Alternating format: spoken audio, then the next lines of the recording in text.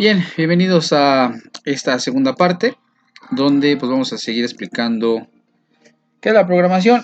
Bueno, aquí está algo muy interesante, donde se puede confundir, ¿no? Se puede confundir, ya que hay muchos tipos de etiquetas de cómo se programa o cómo se trabaja este tipo de programación. Una de ellas, que nosotros por supuesto lo hemos escuchado, que incluso nos hemos involucrado, se le conoce que es la programación orientada a objetos. ¿Sale? ¿Qué significa esto? Al final de cuentas se define, como lo podemos observar, o lo podemos leer aquí en esta presentación, como un paradigma de la programación. ¿Qué significa esto? Cuando hablamos de paradigmas, en término general, no sabes lo que puede significar. Es decir, no sabes lo que tú puedas obtener. Es como la vida, ¿no? A lo mejor lo digo de una forma muy rápida, pero la vida, por supuesto, no sabes qué obtener de ella ni qué resultados puedes tener. Muchos amigos, incluso muchos alumnos míos, se han dedicado a otras cosas aparte de la ingeniería porque es un paradigma, no sabes qué realmente hay. ¿Y a qué me refiero con esto? Cuando nosotros programamos de una forma física, y estamos hablando de que se le conoce como programa fuente, si ustedes también lo pueden anotar o escribir, programa fuente es el código o las nomenclaturas que nosotros hacemos.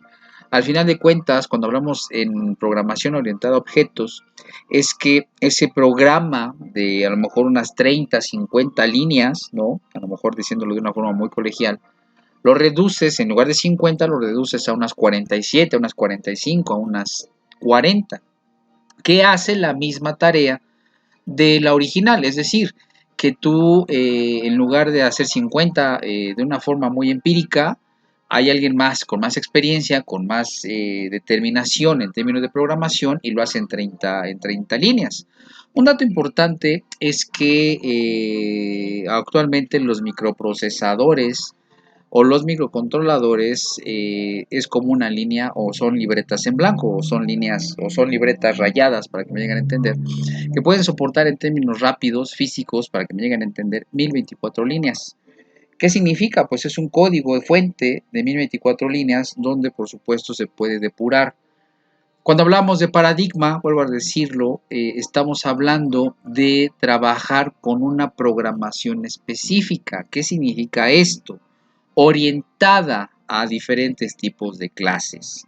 Cuando hablamos de clases, no es otra cosa más que aplicaciones a niveles tanto medios, bajos y altos. Y esto se origina mucho en la práctica o en la praxis, donde ustedes, por supuesto, pues tendrán que ser expertos. ¿Qué hago primero y qué va después? Es decir, una entrada, un proceso y una salida. Eso, por supuesto, se hizo desde los años 70 a los años 80 y ahorita, por supuesto, cuando se trabaja con ese tipo de paradigmas, ya hay otra parte de la estructura de programación, que es la realimentación. Sí, la realimentación no es otra cosa más que sensores, no es otra cosa más que monitores, no es otra cosa más que visión artificial, donde por supuesto nos indique o prácticamente revise tanto el inicio como el final, ¿no? Así como si fuera un bar de fútbol, ¿no? Cómo cometió la falta, cómo se origina el inicio de la jugada y cómo termina, que por supuesto puede ser en un penalti, en una falta o en un gol. Así es prácticamente una realimentación. Observa lo que está en el inicio y también observa lo que está al final y él hace una comparación. Oye, producto final, ¿estás bien? Sí. Oye, inicio, puedes meter otro producto, es decir, un producto primario. Es algo que hasta la fecha nosotros podemos intervenir, ¿no? Y digo intervenir porque podemos modificar. ¿Y qué significa? No sabemos qué tipo de resultado tenemos. Sí, lo estoy hablando de una forma muy empírica, o lo puedo hablar de una forma muy al tanteómetro, mi palabra, pero puedo decir que cuando hablamos de la programación como tal, no sabemos qué esperar.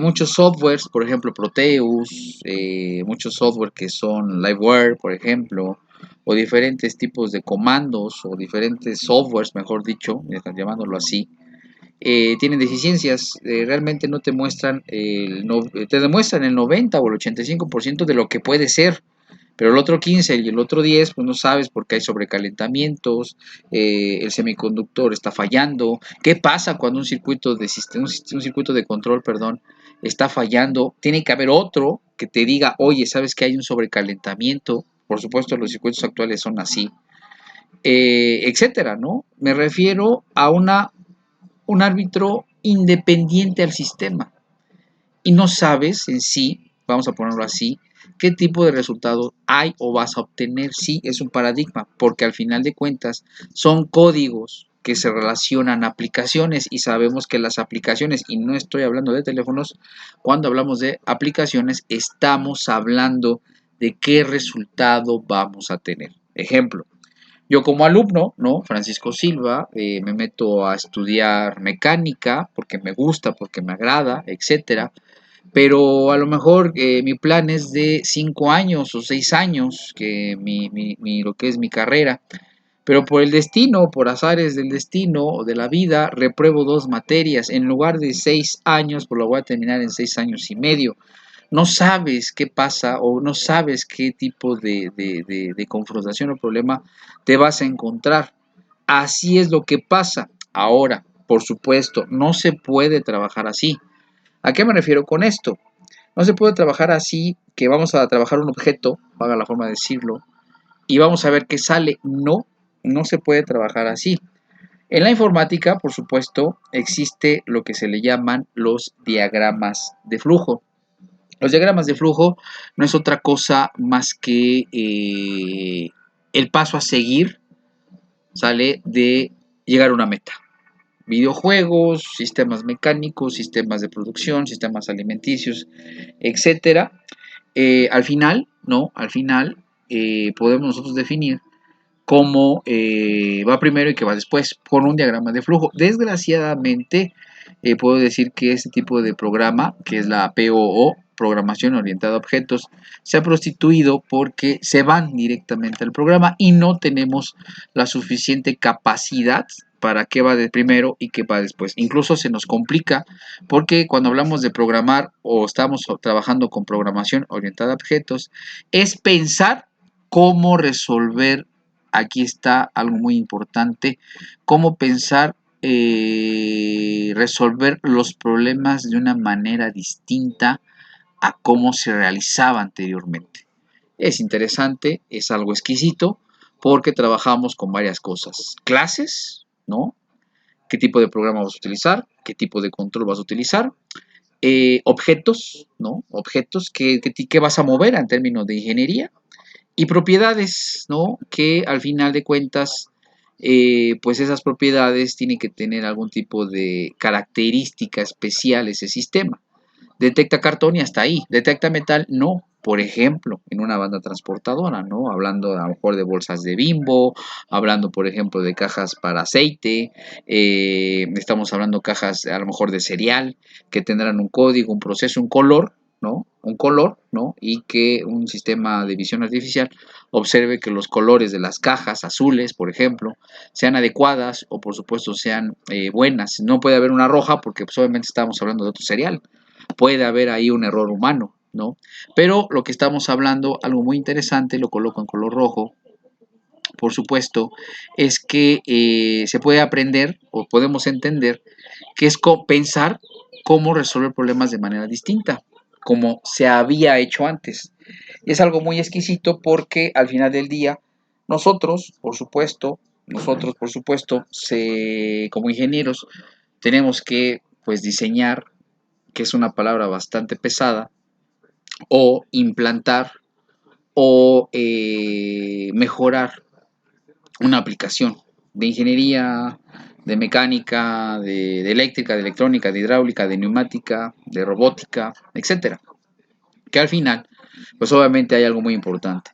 Trabajar, por supuesto, con la funcionalidad.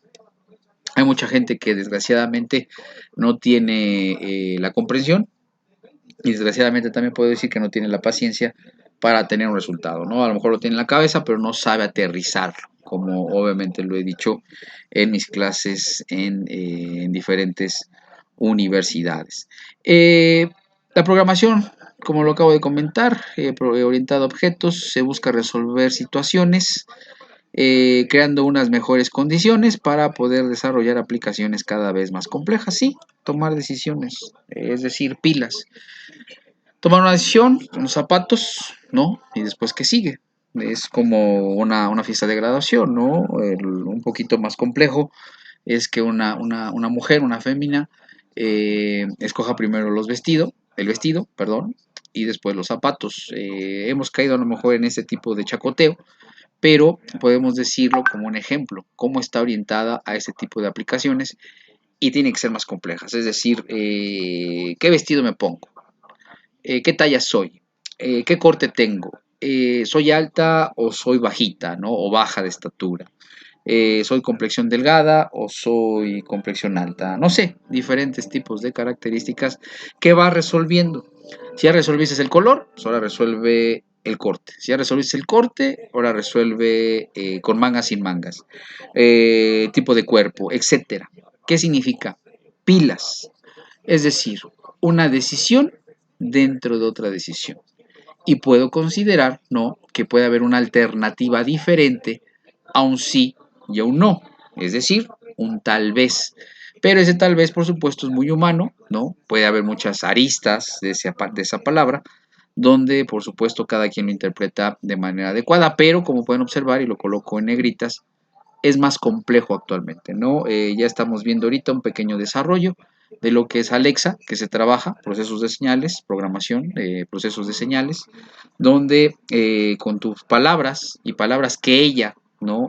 Con longitud de palabra en términos de programación, se puede considerar que son iguales, haces una función. Si tú dices una palabra bastante añeja o bastante popular, ¿no? De colonia, pues obviamente la Alexa no te va a entender. Y esas son las situaciones donde, por supuesto, nosotros tenemos que facilitar la vida de algo. ¿Me explicó? Es algo que hasta al final del día, pues podemos nosotros desarrollar este sistema. ¿Cómo se piensa en objetos? Bueno, pues aquí lo habíamos hablado o lo hemos trabajado. Vida real, ¿no? Todo en la vida real. Tenemos que tener un esquema, algo moderno, algo que nosotros podamos, que valga la pena actualizar. Hay muchos sistemas añejos que son setenteros, por ejemplo, ochenteros, donde nosotros a través de tarjetas embebidas o tarjetas de prueba o tarjetas de desarrollo, donde podemos quitar esa caja inútil y colocar un sistema de control compacto. Una característica que siempre he dicho puede ser que sean asociadas con diferentes funcionalidades y, ¿por qué no?, automatizar una máquina de tortillas, que es una maravilla, ¿no? Porque cuando vamos a la tortillería vemos que la realimentación es la señora, la dueña o la persona que maneja la máquina. La máquina no le interesa si tiene o no masa, si está prendida o no el horno. Ella sigue moviéndose hasta que haya un estrés, por supuesto, mecánico y se puede descomponer, o en un sistema eléctrico pues también se puede abrir un circuito. Entonces esta parte es independiente o muy interesante, mejor dicho, porque tú estás analizando la lógica de cómo se trabaja este tipo de programación. Primero, identificar el problema. El segundo, ¿qué vas a controlar o qué controlas? Y el tercero, tener una salida. Esta salida, pues tiene que ser lo más sencillo, lo más básico para que obviamente la operación de control de sistemas se entienda. Un ejemplo también, lo que he comentado, pueden ser los celulares de 300 pesos, muy económicos, que ya no lo maneja,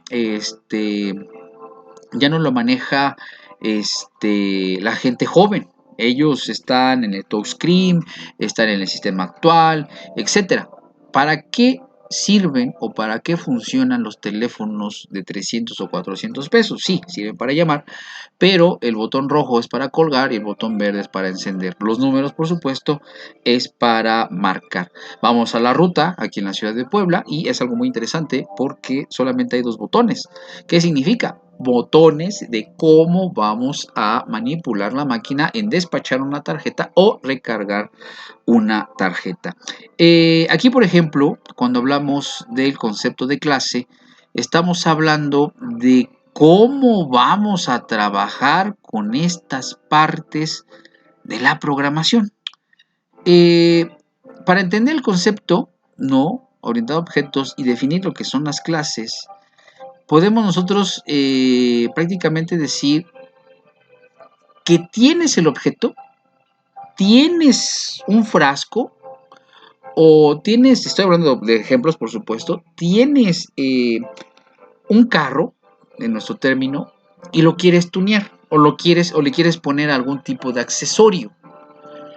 A eso se le conocen como clases, ¿sale? Pero esas clases tienen que tener dos conceptos: atributos y métodos. Vamos a empezar por un ejemplo: una tarjeta de crédito. La tarjeta de crédito, cuando hablo de atributos, pues es el número de tarjeta, el titular, el balance, la fecha de caducidad, el PIN, entidad, estado, activa, no activa, etc. Cuando hablamos de métodos es activar, pagar, renovar o anular. Claro, no tiene nada que ver una cosa con otra, pero cuando hablamos de atributos, ¿qué tipo de atributo puede tener una bicicleta? Por ejemplo, bueno, pues las velocidades.